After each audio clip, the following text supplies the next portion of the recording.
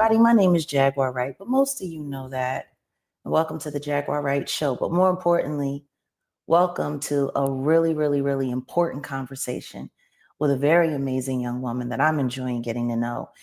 And even in the controversy of everything that's happening and going on regarding the case and regarding what's happening to her very real life and marriage, we wanted to take the time to make sure that everybody had all of the facts. There's been a lot of things that have been misled, misconstrued. And I decided, why not just open up the platform so you guys can hear it from Demoree herself, because that's the most important thing. So often in these times, our voices are cut off, we're silenced, false voices are speaking louder than real ones. And everybody knows we stick to the real around here. So, hey, Demoree, welcome. How are you? Hi, I'm doing well considering everything that has happened. Thank you for having me here today. Well, thank you for reaching out. I consider it a big honor. Ever since I won Defender of Freedom, it's not just something that was given to me that I cherish. It's something that I want to use to do, God's work and really help people. So I want to thank you because you're going to be like the first interview that I'm doing since then. So this is a big deal. And there's so many people on the platform that I already know are going to jump behind your story and support it. So let's just get started with a little background on you, if that's okay. Of course. My first question for you, can you tell us a bit about your upbringing, your relationship with your mother, who happens to be the CEO of Roc Nation, Desiree Perez? How was your relationship with her before then and now? Yeah. So I was born in New York as a little baby, 9 months. My grandfather had to take over to raise me because my mother was incarcerated and dealing with the criminal justice system for the crimes that she committed in the early 90s. Moved to Miami, Florida with my grandfather, who raised me with his partner, his long-term partner, in Miami, Florida. Went to school in private and public school. Only spoke Spanish, learned how to speak English at like 7 years old as an American. Yeah, because he only spoke Spanish. So I had to learn in the school system and all that. Raised very humble, right? In humble beginnings with my grandfather. And my mom would, visit when she can, but at the time she was incarcerated and dealing with all that stuff. And then at the same time, I think it wasn't until the age of 13 or 14 that I actually lived in the same home as her, when she was able to kind of get a home, get out, have, some type of stability. And even then she would travel back and forth. So my foundation and really where I was raised is my grandfather, and I'm grateful to him. You sound like you have a really wonderful relationship with him, and I want to get into that a little bit more later. But also, how long has the relationship with your mom been strained at this point? I haven't seen my mom since December 25th, 2023. That's the last time that I saw her physically. The last time I spoke to her was December 30th, 2023, when she said that I was dead to her. So that was the last time that I spoke to her. She said you were dead to her? Yes. Well, why? That was due to my husband Javon's first arrest that happened on December 30th, 2023. My mother and our relationship has always been strained in the sense that since I was raised by my grandfather and his long-term partner, who she disliked for different reasons that I don't need to address here. Family business. Right. Family business, right? I don't want to drag other people's business on here to respect my grandfather's history.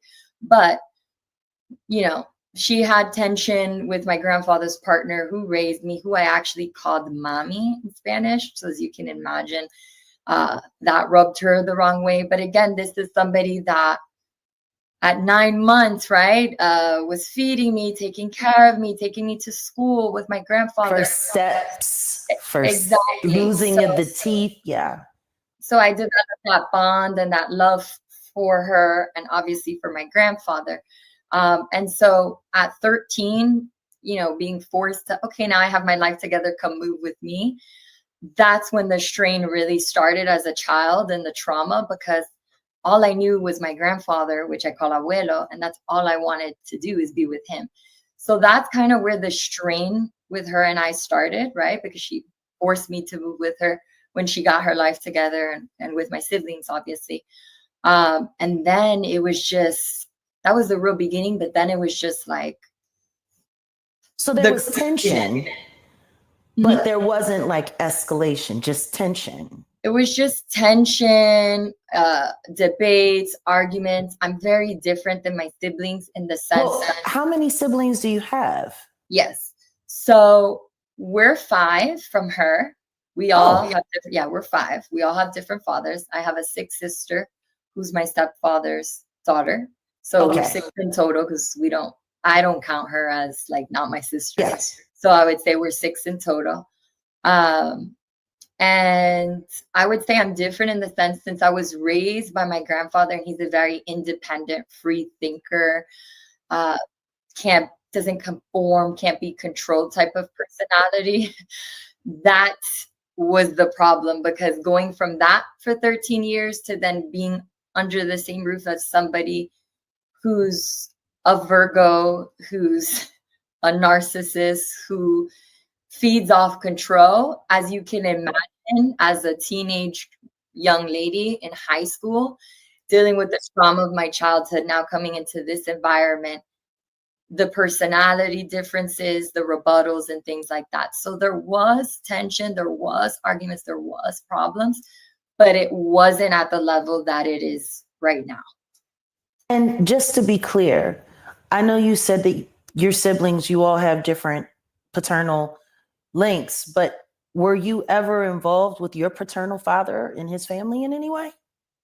No. So unfortunately, I call him my sperm donor, because in all reality, my grandfather raised me, and then my stepdad, who I have, my maiden name is Perez because of him, stepped in that sense. So I never really had a relationship with him. He unfortunately has a history of selling drugs, being involved with the cartel in Puerto Rico, was in and out of prison since the age of 8 from Puerto Rico.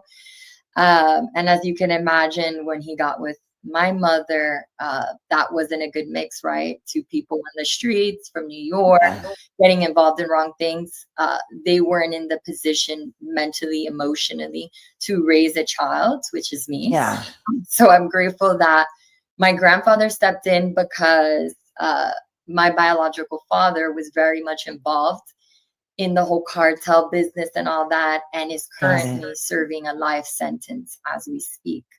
So I do not have a relationship with him. He attempted when I was a young child, but then just disappeared. And sometimes would try to touch base here and there, but not the effort that you would expect from a grown man. So I just left it at that, since I didn't really feel I didn't have the emptiness that most people feel. Well, God gave you what you needed. Yeah, my grandfather really, he stepped up to the plate. So that's the history with my biological dad. Yeah. Okay, so basically, outside of your maternal family and now your in-laws, it's been a very quarantined family environment for you for most of your life. Yeah, I grew up with a lot of trauma, because my biological dad, my parents went through the, oh, she's my daughter. No, she's my daughter. And, this is public record. He tried to file for custody and take me away from my grandfather. That was traumatic for me. So this is just, your whole childhood was wrapped around chaos. Yes. I grew up unfortunately, with a lot of minorities, right? Hispanics and the Black community, unfortunately, that tends to be a repeated cycle, right? Yeah. Young parents, having kids too young, growing up in the wrong environment, and it's a repeated cycle. So I went through a lot of trauma growing up. I went through a lot of toxicity, right? Yeah. And And just conflict, conflict, emotionally, physically, spiritually, conflict. conflict, yes. Um, and one last thing, just for reference, are you the youngest or the oldest? I'm the youngest girl. Okay. The youngest is the boy. I'm the youngest Okay. girl. So you're the baby girl. Okay. So then Yeah. there was another child that came after you. Yes, my Okay. little brother. Okay. So, and how's your relationship with your siblings now? I don't have a relationship, unfortunately, now with my siblings. I think that my mom has poisoned them against me in the sense that I never wanted to involve them in the issues that her and I were going through. Mm-hmm. She involved them, and I know when we get to the rest of the interview and we go through timelines, I'll be Yeah. able to emphasize the part where she involved them. But Right. I did my best to try not to involve them because I'm the type of person that if you're my sister, my relationship with you has nothing to do with my relationship with my mother. That should be two different independent things. That's how I think. Unfortunately, that's not how everyone thinks, right? And Right. so in my situation with my siblings, and I love them and I understand. I'm not mad at them about this. Yeah. Obviously, I miss them. I wish that they could communicate with me. I wish that they could hear my story and understand. And that's part of the reason I wanted to speak up too, because I think they have only been presented one side of the story, which is my mother's. They've only been presented with fake stuff, and they haven't really had the opportunity to really hear my voice. I know that they tried a few months ago, but when I was dealing with the beginning of this case, I was afraid. I didn't know who I could trust, who I could talk to. So I just, I didn't really respond. And I waited for the MB6 news to come out for them to see a little snippet of the Baker Act video, for them to get an idea, okay, that's not right what happened to her. And I thought that they would reach out, but they didn't. And I understand because at the end of the day, that's their mother, right? And they might not think like I do in the sense that it's two independent relationships. There's one other thing there that I think we had spoken about when we were just, having our prep conversation. You said most of your siblings work for your mom. Yes. So that's what I was going to get to. So there's also I guess the compromise, right? Or the conflict of interest. I don't know how to word that. That's double compounded. Go Yeah. against The mom, pressure. lose your job. Go against mom, lose your job. That's a lot. Go against mom, lose sensibility, security, lose all you ever knew. So I can't blame them. They're all smart, beautiful human beings, but I can't blame them because they're being held hostage by the situation as well. Yeah. Yeah. And I can't blame them, right? Because you're dealing with somebody, a narcissist who's controlling the narrative. She's had enough time to control it where they almost believe it. So all I could hope is that they come across this interview, they reach out. I'm at the stage of my life where I prioritize my peace over anything. So I'm not reaching out because it's out there. I have strangers reaching out to me, showing compassion and feeling bad just off of the Baker Act video. I'm not asking you to go against my mother, but hey, sis, I'm sorry that happened to you. I know you're not a drug addict because they know that. Something along those lines, right? Because if a stranger can do it, why couldn't you? So I'm at the point in my life that I prioritize my peace. And if they don't want the relationship, they don't want the conversation, that's fine. If they do, I welcome it with loving arms because at the end of the day, they're my siblings. You want to know what's interesting, though, about everything that you said? If I were to put myself in their shoes to see what's happening to your life because you disagreed with your mother, that speaks volumes. Because what I've learned is when you have a gaslighting effort and campaign on your life, what people are watching is, hey, I don't want that to happen to me. Mm-hmm. I don't want to go through that. I'm going to stay out of it. Mm-hmm. And, that's something that I'm going to ask everyone on the platform to keep in prayer for you, because you really shouldn't have to lose your life just because you disagree with someone. You shouldn't have Right. to walk away from that. So, speaking of family, what do you honestly believe is the root cause for your mother's slander campaign on your husband? If I had to give a short summary, it would be a mixture of power, control, narcissism, classism, racism. I think that me dating Javon is a Yeah. symbol of going against all that she believes, all that she thinks, right? Uh, Mhm. all that she taught me in the sense that's how she sees it. But can you explain that a little more? Like, what was it about Javon that was so out there? You know what I mean? That she couldn't, just mesh with it. I mean, I'm talking to you and I'm getting to know you. And the one thing that I hear in your voice when you speak about your husband, it's just support, love, care, honor. So, what was it about him that would create this kind of reaction? Yeah. So Javon's a very independent, free thinker. And now in Mm, society, that's a threat to others, unfortunately, right? yeah. So the minute I met Javon at 14 years old in high school, freshman year, we started dating. So my mother has been around him. We're 30 years old now.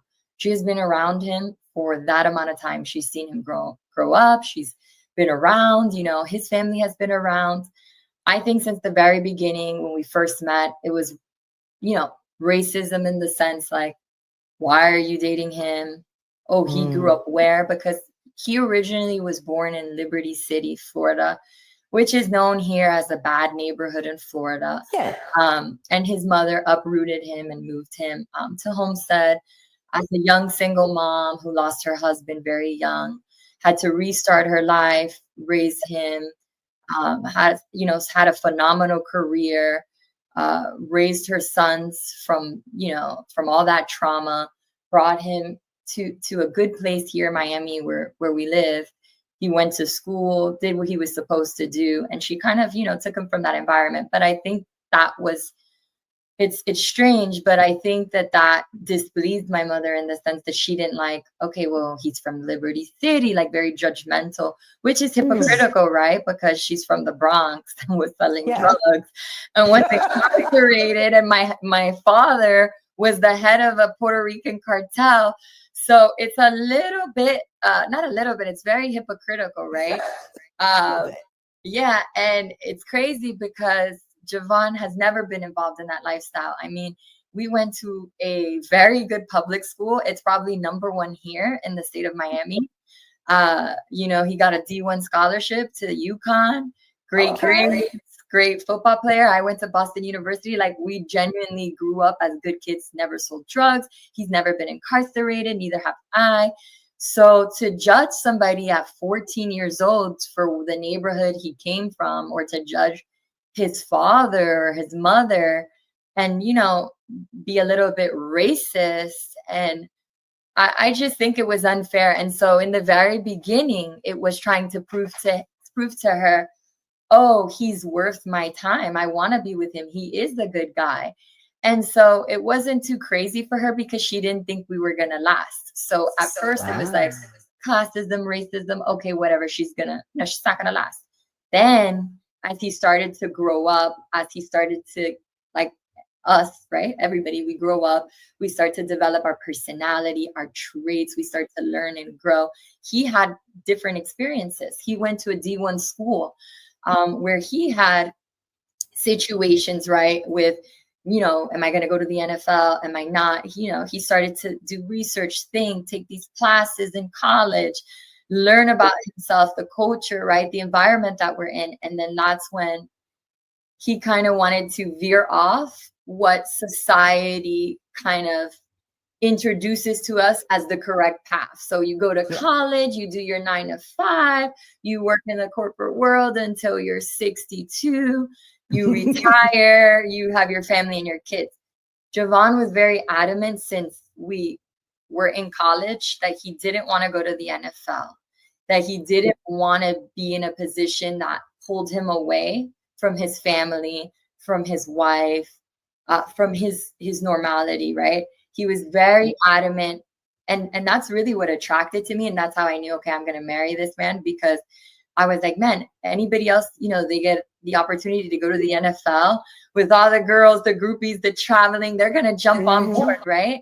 And he was like, I don't want that. I don't care for that. I care about, starting a career, opening my own business, taking care of my family, because he does still have family in Liberty City, raising my kids, being present. I don't want to work for a corporate job that pulls me away from my kids.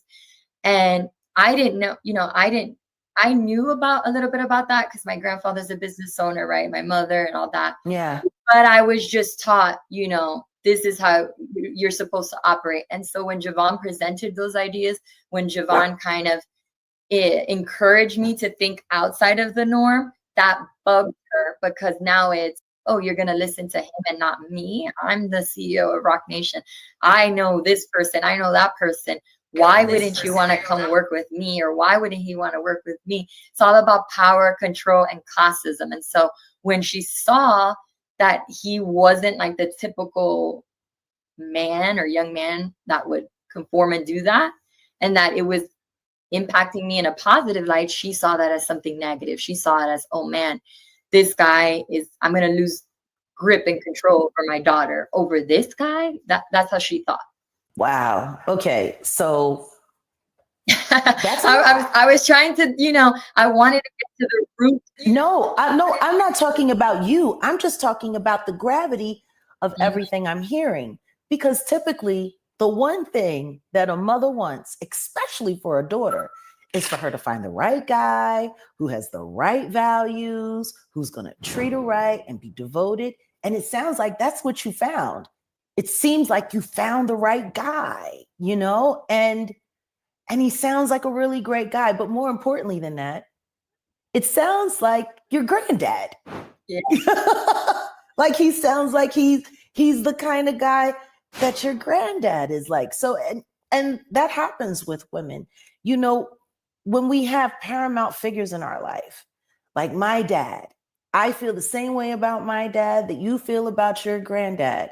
And I'm not sure how old your granddad is, but my dad was born in the 30s. And he just sounds like the kind of man that was born somewhere between the 30s and the 50s. That's how those old schoolers were. 1936. Okay, so he's right behind my dad. My dad was 33. Those times crafted a certain kind of people. And how lucky for you to find a young man that actually possessed those qualities. So for me, once again, you can call all the isms in the world. You're happy, right? You were happy. You have to be happy. 16 years. Do you know how many people can't pull that off at all? And 16 wonderful years. And now all of this. So, okay, well, you know what? Let's just jump right into it. Let's jump into the red flags. Let's talk about the surveillance. Because we really need to start getting to the heart of what's happened to your life. It's been extremely unfair. So at what point did you start feeling like something was seriously wrong, or either being orchestrated or manipulated in your relationship with your mom? Okay. So I think, honestly, I didn't notice until the police showed up on September 11th, 2023. However, Javon noticed since early 2019. He started to tell me, I'm being followed. He was sending me pictures of men following him, videos. He was very adamant about telling me, your mother, I think your mother doesn't like me. She's having me followed. I'm not sure if she's trying to catch me doing something wrong. I'm working a normal life, living a normal life.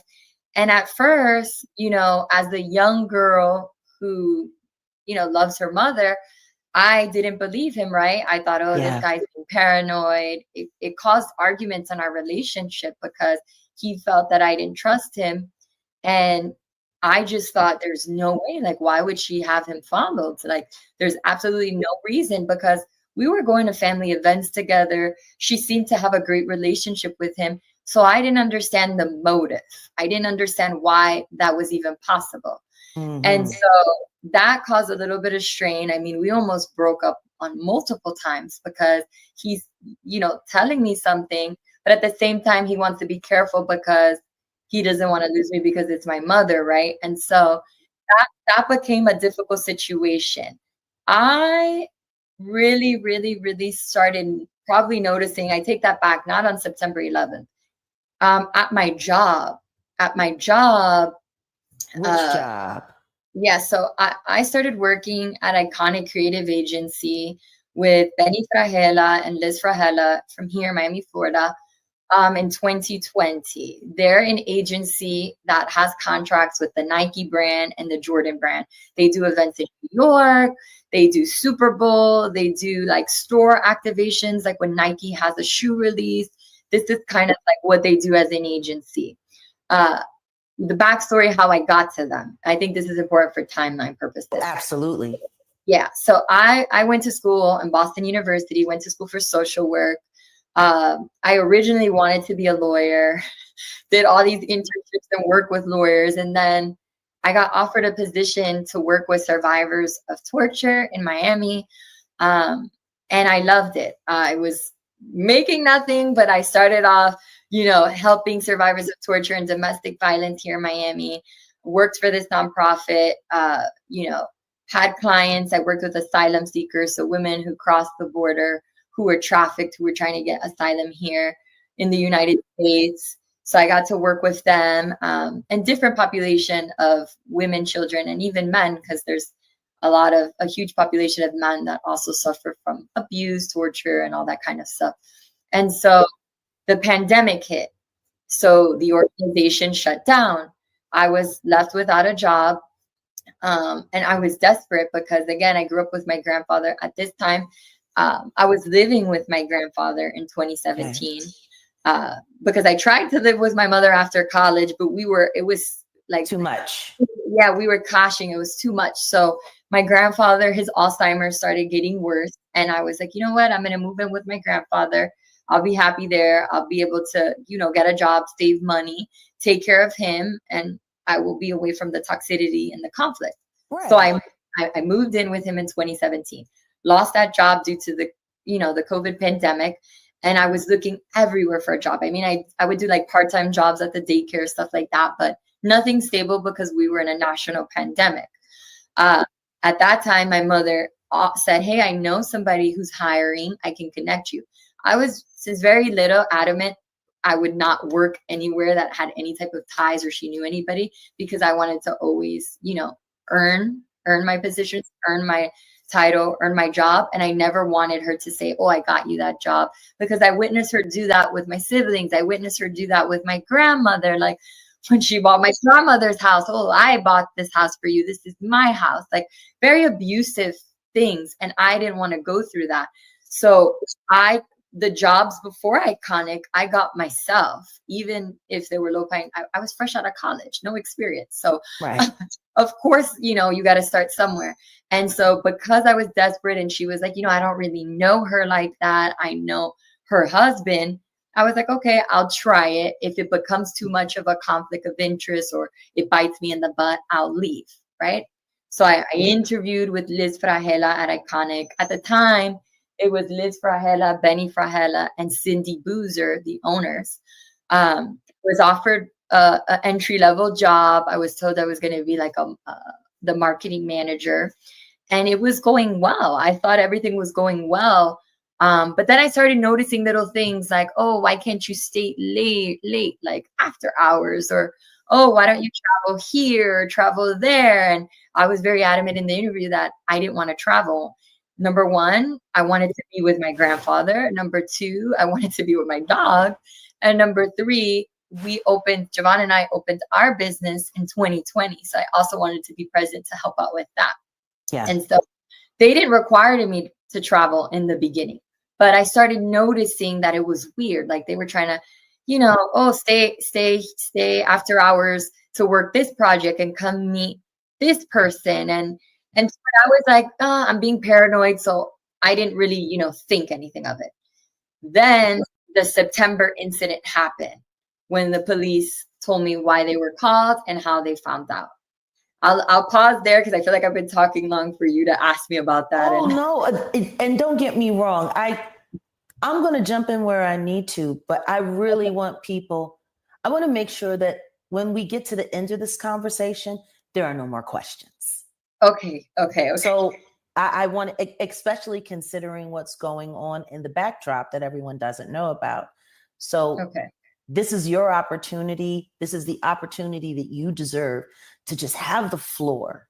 So please say whatever you need as you need, and we'll pick it up.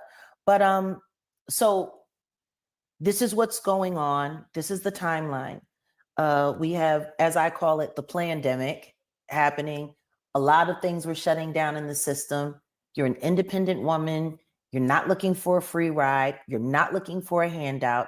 You just wanted to be able to work and be there with your granddad, do your business. Like these are all normal things for a very awesome, smart, bright person. Like I still don't see how we get to this, because you're kind of like the kid that every parent wants. Thank you. So, all right, well, let's just pick it up. So you got the job and now you're starting to feel like, something could be off. It's not feeling right, but you didn't want to think you were paranoid, just like Javon, all of this. So when did it really hit you that, okay, this is orchestrated? Yeah. So I think also I want to mention this on the platform because Dr. Daniel Bobar's team is making it a personal vendetta to use this against me. So there's something I do want to clear up here on your interview now that we started from the pandemic and how I got into Iconic in the timeline. Yeah. So I'm hired at Iconic 2020. It's important to know, since I was raised by my grandfather and his partner had 2 kids coming into the relationship. Those 2 women, because they're not legally married, were seen as my mother's stepsisters, right? Okay. Those 2 women lived in the home as I was growing up. And one of those, I considered them my aunts, even though biologically they weren't. One of them, my aunt, she was a teacher, principal, taught me how to read, taught me how to write. When I was going through the custody case where my dad was trying to take me away from my grandfather and my mother, I was assigned a guardian ad litem, and she was actually the one who was doing the visitations with the court so that the court could see that I wasn't neglected, that I had somebody to help me with homework, that I could read, that I could write, that I was, in a stable very home. Active in your life. Exactly. So that was my aunt. I loved her dearly, considered her my aunt. I grew up with her. She passes in 2020 of pancreatic cancer. As you can imagine, that was a hard blow for me because my cousin, her son, was 9 years old, just loses his mother. My grandfather, to him, he just lost a daughter, right? His partner was, she just lost her youngest child, who was very active. Like she would come every weekend to our home after chemo and we would take care of her, or my grandfather's partner would go to her home. So I had a very, very direct relationship with, she was in hospice and I was at home with her son, helping with home. And with the pandemic, we couldn't visit her in the hospital. So we had to deal with, her dying, not being able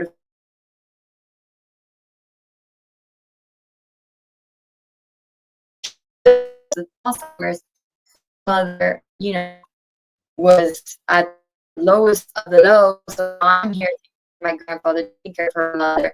When her son's coming over at 9 years old, I'm trying to, comfort him while I'm suffering and grieving.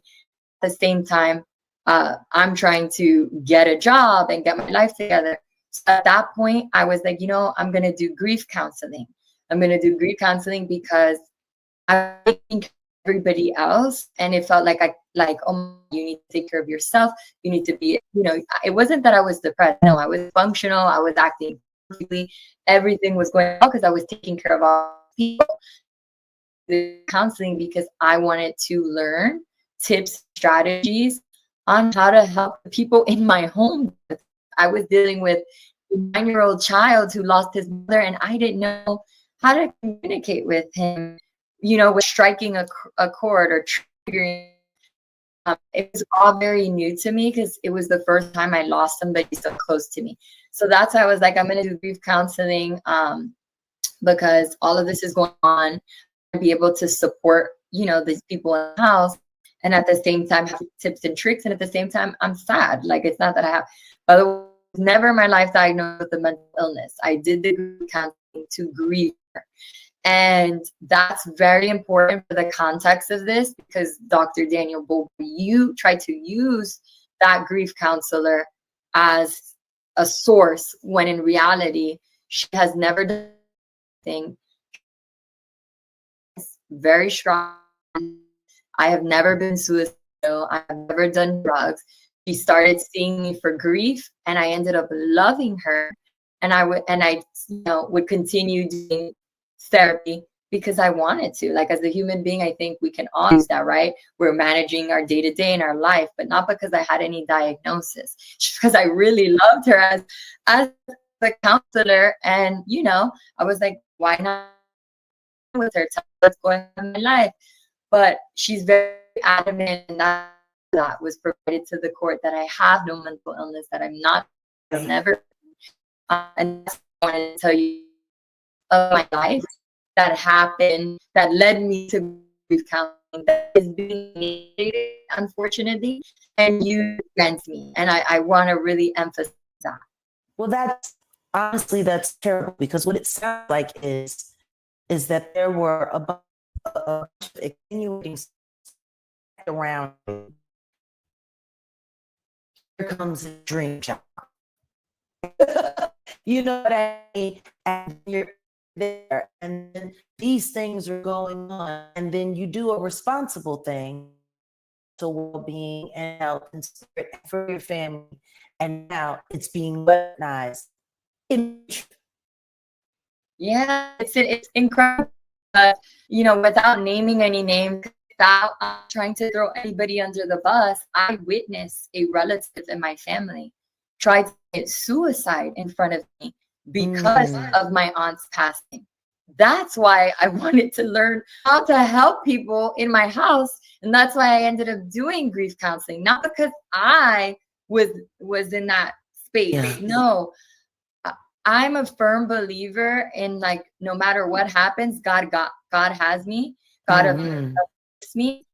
And there's always some suffering harder battle. So me personally, I would never, and I've never been fortunate enough to never been in a dark space to have those type of thoughts. I wanted that thing. And I by that, like, I've never been suicidal. I've never been in that dark space. So I'm fortunate enough that I've learned to know how to manage my feelings and emotions and my trauma. And I've never been in that position. So it's crazy because multiple people were aware that I witnessed somebody in my family try to commit suicide in front of me. I stopped it from happening. And that's why I went to grief counseling. And then years later, here comes Dr. Daniel Bober trying to weaponize it against me, like you said. But I'm fortunate enough that doctor, because she's very private with her clients, I want to be respectful of her. But she's such an amazing counselor that, she could have easily been bought, and she's not. She wasn't. She said, I believe in my life, in my ethics. This girl does not have a mental illness. She's better than 99.9% of all my patients. She's never been suicidal. She's very strong, and she stood by that. She defended it, and that's what you see in the body cam when it's away, so people can't pick up. And that's why she wrote the letter in court, and she's adamant about that. So I just wanted to use this moment to touch upon that, because I don't want, again, people trying to use that against me. And in all reality, everybody should see how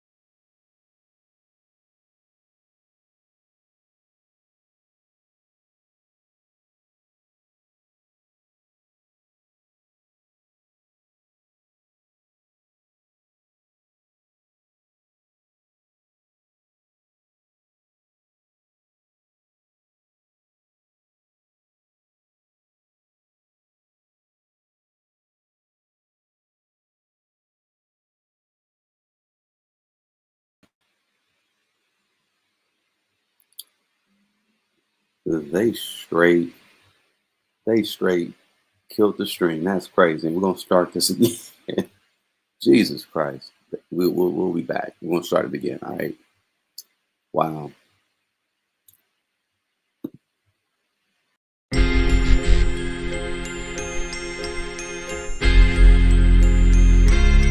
Why was Mo and O clipped that day? I don't know. Why did they blame Yellow Beezy? I don't know. Truth is,